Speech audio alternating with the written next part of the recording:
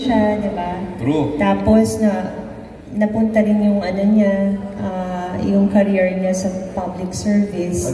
Alam mo, Mars, ako naniniwala ako, regardless mo artista ko hindi, pero kung mabuti ang puso mo, deserve mo tumakbo. Totoo yan. Ay, pag-industriya ako, naniniwala ako.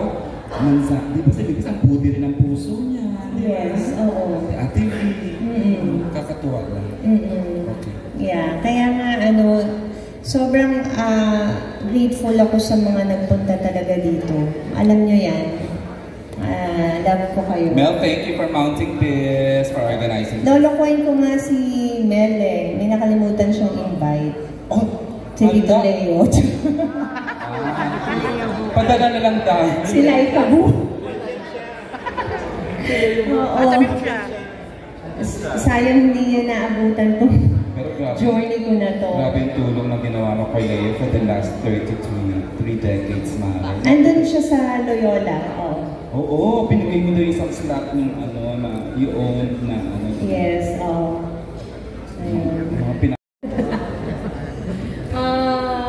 Actually, ito, yung ganito, yung get-together na ganito, sobrang nakaka-appreciate na you make time to come listen and get to know isang simpleng Ate Sara, kung sino talaga ako. So, ito yung help na ganito, okay na to. Masaya na. For those pasigenios na nagbabasa ng blogs and columns nila, ano ang makikita sa balota para maiboto ka? Sorry. Okay. Nakalagay din sa balota. Kasi actually, parang deja vu, coincidental. Pareho kaming number 2 ni Miss Araw sa balota. So, sa akin nakalagay parang Sarah without the H. Sarah St. Gerard Pons, Vizcaya. Okay. Yeah. Hindi wala naman nickname, ano? Wala na. Actually, Sarah is my nickname. Kasi yung full name ko is Cesar. Again, parang Cesar na babae. Julius Caesar. Para strong daw yung name ko. Para si Caesar Batingal ng Say to our vlogger friends for coming today. Yes, yun. Grateful ako na pumunta kayo dito and get together natin to and para magpa-thank you sa inyo dahil sinamahan niyo ako for 32 years. Wow! Sana samahan niyo kami dito sa journey na bago kong papasukin. And syempre, very proud ako. Gusto ko makilala niyo kasi si Ate Sara. Kasi nakita ko yung puso niya. Oh, yun eh. Dami niya natutulungan. Sobrang sa babae nakita mo, wala yan. 1/4 lang yan. 7 AM to 5 PM daw yan eh. Araw-araw yung pila. Kaya ako na pa-join sa team niya. Sabi ko, grabe. Ang laki ng heart niya. So, if I will join, mas marami kaming matutulungan na tao. Alam nyo naman yan, kilala nyo naman ako, di ba? Hindi ako sasama sa taong hindi ko kilala ang puso. And you know me well. So, sorry nag-iyak ako kasi grabe talaga. Grabe yung daming natutulungan, umiiyak na tao. And kasi nawi-witness ko lahat eh. Nawi-witness ko. Kaya sabi ko, kailangan makilala ng entertainment press to si Ate Sara.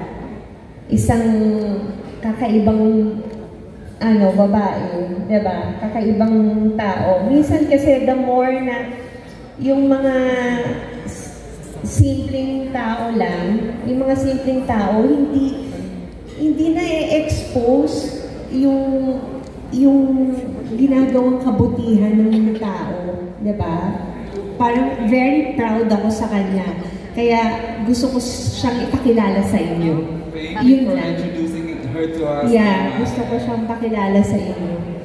Para, kasi si Ate Sara, kahit hindi kayo taga-Pasig, meron kayong matatakbuhan. Pag nasa Mega Mall tayo, takbo tayo dito. Hindi, napakabuti nilang mag-asawa. Sobra. Oo. Mas ano yung sasakupan mo sa 2? District 2 is 8 barangay. Wow, malaki. Santolan, Manggahan, Rosario, Pinagbuhatan, San Miguel, De La Paz, Santa Lucia, May Bunga. Wow, ang maganda pala. All the big barangays. Lahat ng ang registered voters ng District 2 is 286,000. Laki. Wow. By heart, alam na alam yun. Dito tayo, si Tita Julie din di ba kasama doon Julie, nag-usap tayo? Julie Bonifacio. Tita Julie, who else? Si Ate Pilar, andun din yata. Si Morley, andun din siya. Sino pa? Tatlo tayo nun tatlo kayo nun. Hindi, wala siya nun. Wala pa tong wala pa sa tong Pasig.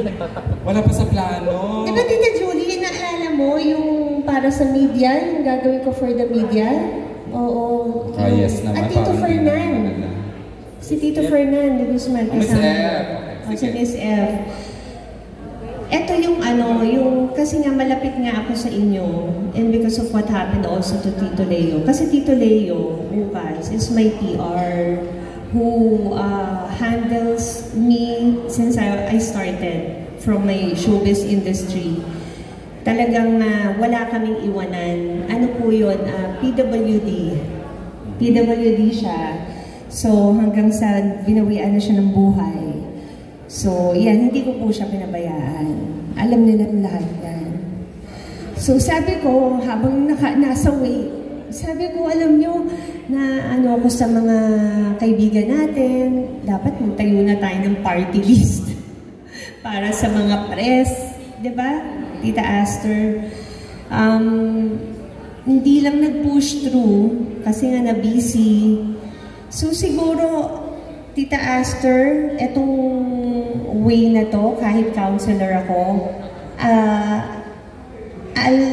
kahit hindi party list, itutuloy ko yung kung ano man yung pwedeng matulong ko sa media para sa mga press. Pag-usapan po natin yan kung paano. Baka ito po yung way, yung pagtakbo ko dito sa Pasig. And hopefully when Ate Sarah wins, baka naman she'll be a partner, no? Yes. Magtuloy nyo. Parang the more the better.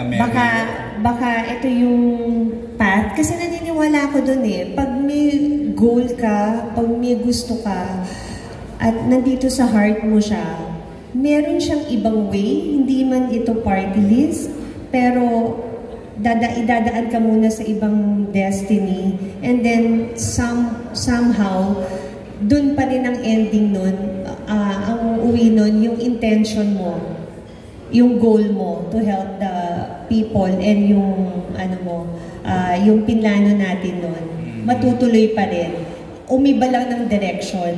Pero pwedeng dun pa rin ang balik. Yes, dun pa rin ang balik. And malay niyo po, etong journey na to kasama na natin si Ate Sara. Wow. At Tita Aster, second nominee na yan.